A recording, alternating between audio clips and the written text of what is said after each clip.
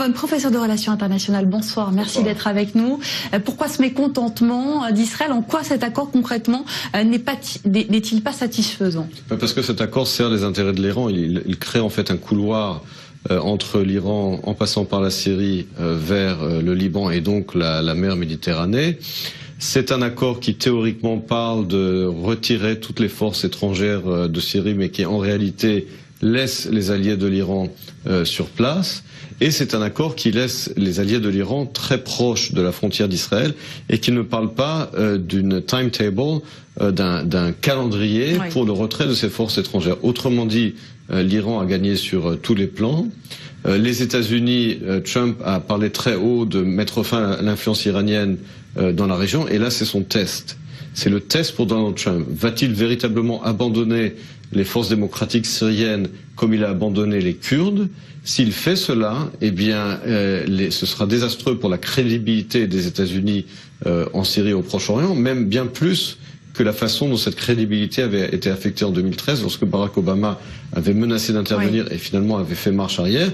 Là, Donald Trump, il y a quelques mois, a dit nous allons mettre fin à l'influence iranienne dans la région, et pour l'instant, il ne fait rien. C'est son dernier test. S'il n'empêche pas cette présence iranienne, en particulier en Syrie, eh bien, les Iraniens et les Russes auront gagné sur toute la ligne. Pourquoi est-ce qu'il est si frileux, Donald Trump, aujourd'hui? Parce que s'il veut véritablement mettre fin à l'influence iranienne, c'est pas seulement par Twitter, mais c'est en mettant de véritables forces, d'abord en soutenant les forces démocratiques syriennes contre les Iraniens, parce que maintenant qu'ils ont éliminé l'État islamique, eh bien, il faut soutenir les forces anti-État islamique et anti-Iran. Mais cela implique effectivement de continuer le combat, de confronter les Iraniens et les Russes.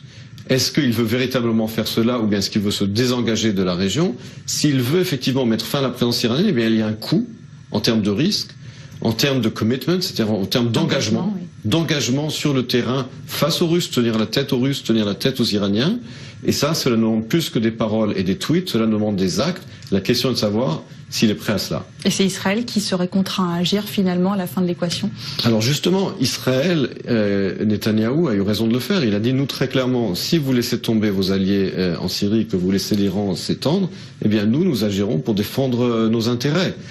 Et encore une fois, Israël a eu raison de le dire, parce que à la lumière de la façon dont l'administration Trump a finalement trahi et laissé tomber les Kurdes de façon complètement désinvolte, Israël a de bonnes raisons de penser que finalement l'administration Trump ne va rien faire pour empêcher cette présence iranienne en Syrie. Et donc Israël, oui, continuera d'agir, et le message qu'envoie Israël est aussi bien vis-à-vis de la Russie que vis-à-vis de l'administration Trump.